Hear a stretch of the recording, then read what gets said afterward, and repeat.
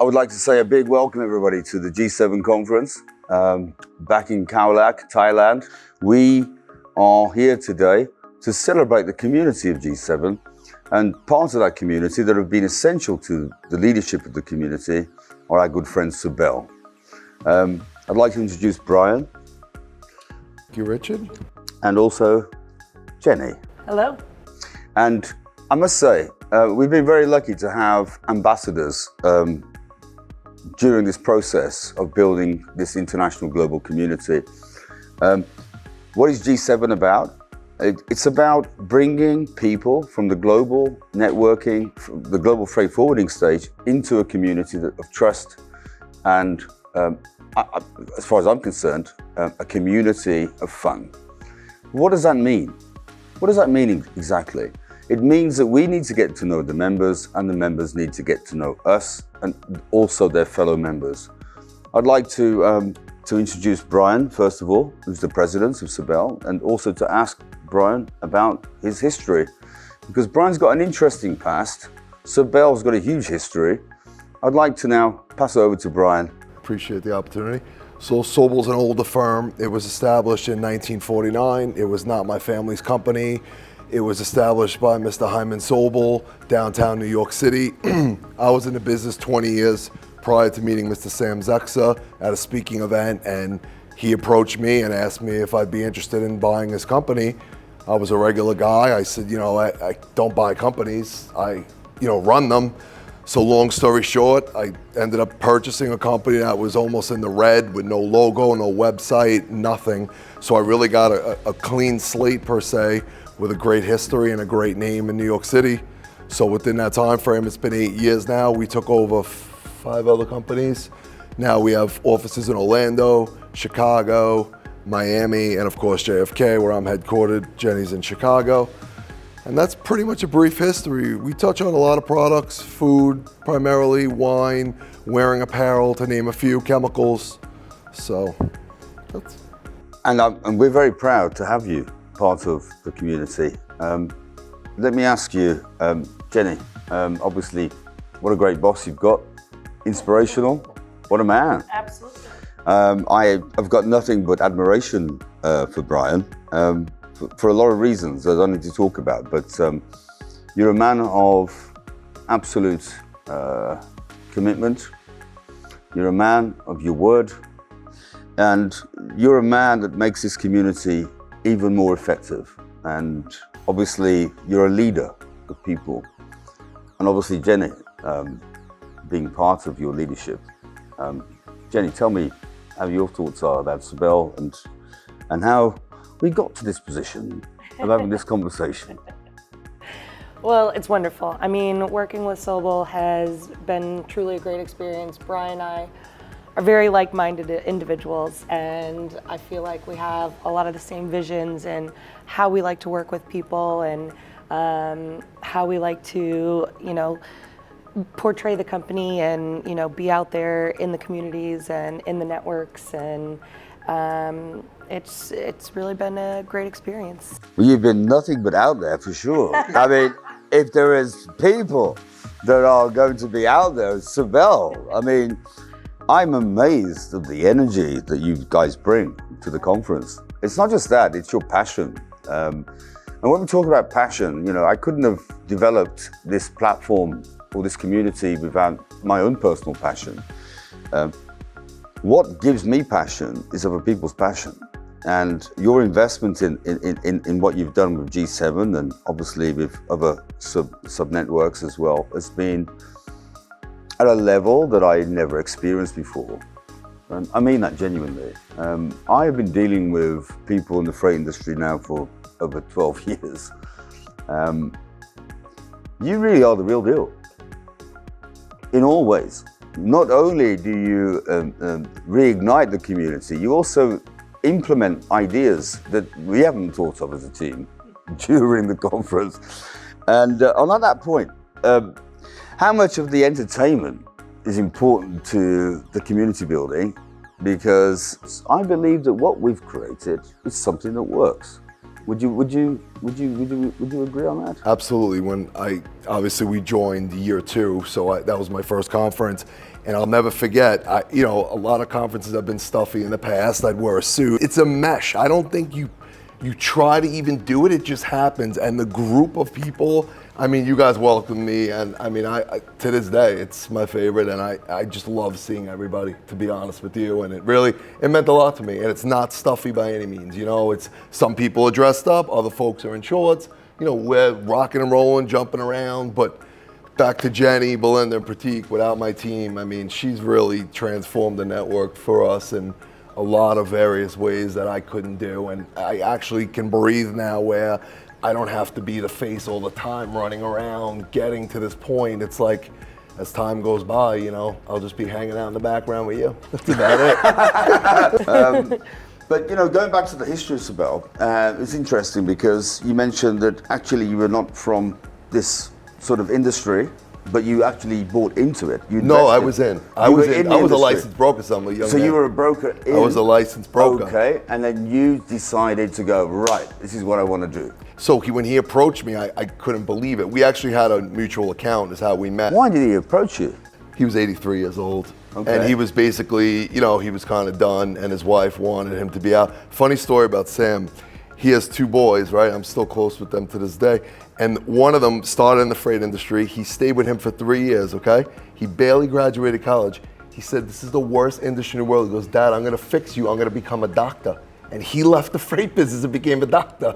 He's like a prominent surgeon down in Florida. And now he's a freight forwarder. No, yeah, exactly.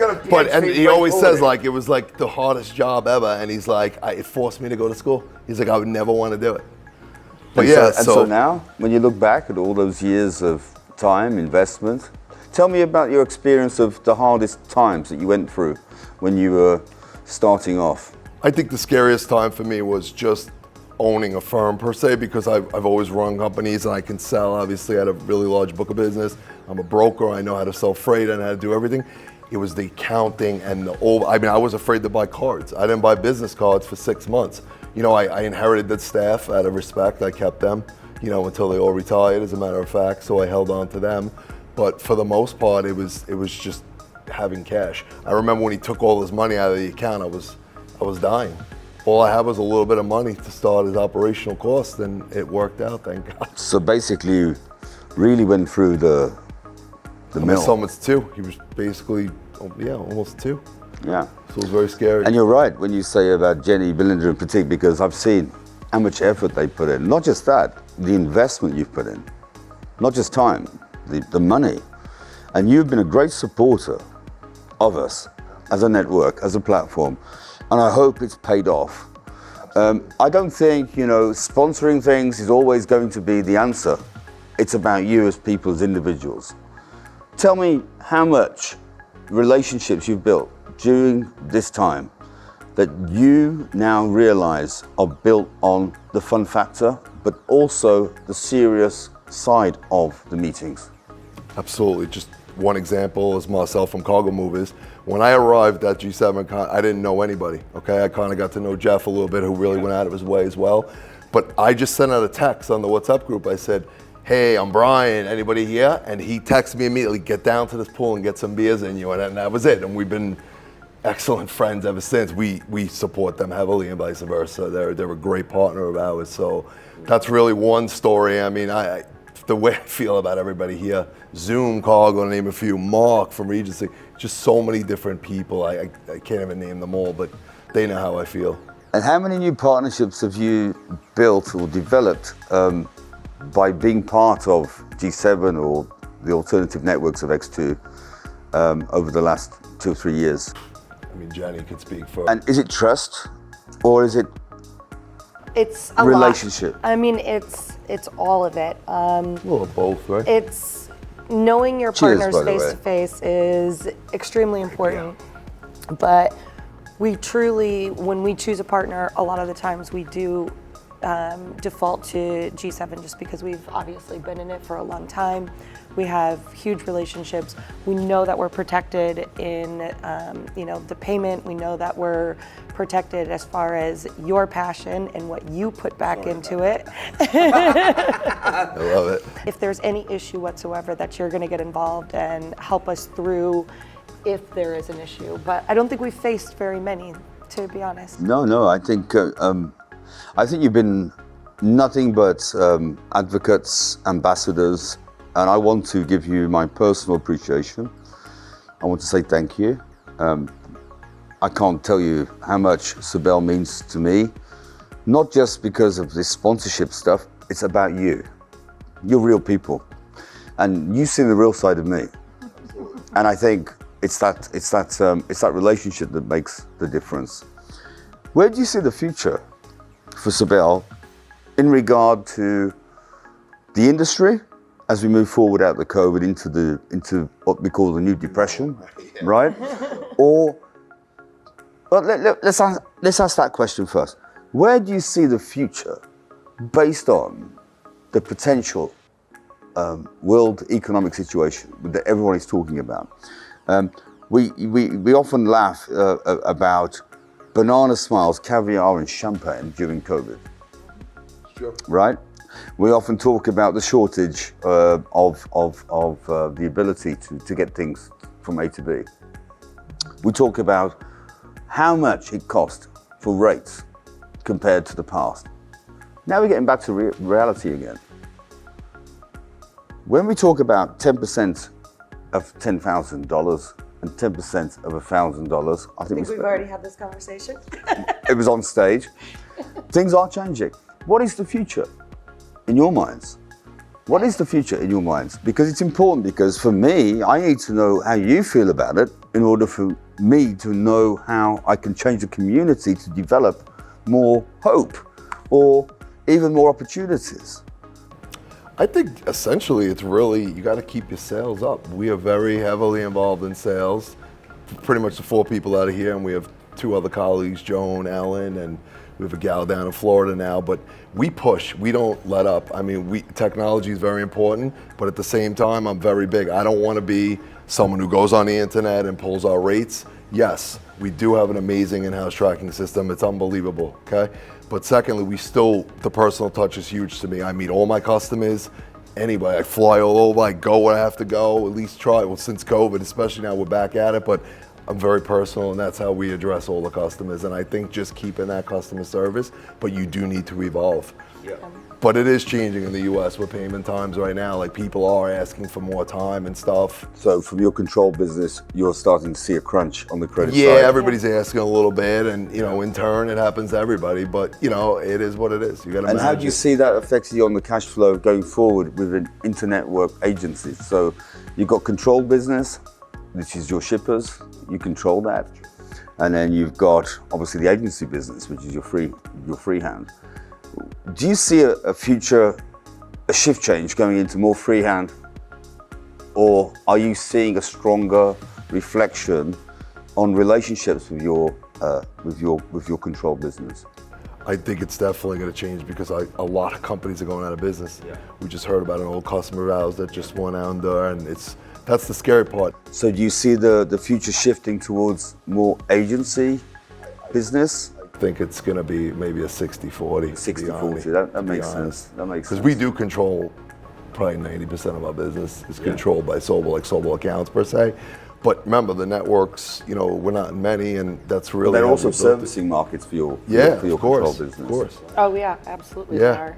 So you have the trust and the feeling that even. Well, it's very mutual. Our yeah. relationships, I feel, are hugely beneficial because they are mutual. That we're giving them as much business as they're giving us, and when we talk to our partners, we know how we expect to be served, and they know that they're going to have the same expectation out of us. Yeah, of course. Well, I must say, it's been an absolute pleasure. Do you have any questions for me? What do you? Oh no, I do have a good one. What's your next move with G7? I see a future of being careful, quite clearly, because for me, I see a shift change in trust. I see a lot of defaults in finance or trade finance. I see problems coming, so I've got to be very careful. What I'm looking to do here is to make sure that the community that we build is one of strength, financial strength, because I've experienced so many different scenarios where I actually thought people were super strong financially and they folded on me overnight. You've already witnessed some things that we would wish not to experience again. But essentially, I don't want G7 to grow into a community of anything other than more professionalism, more trust, and more community pairing. I'm not willing to risk my customers, my delegates, my members' futures unless I trust in the community itself. So my job is to make sure the community I trust.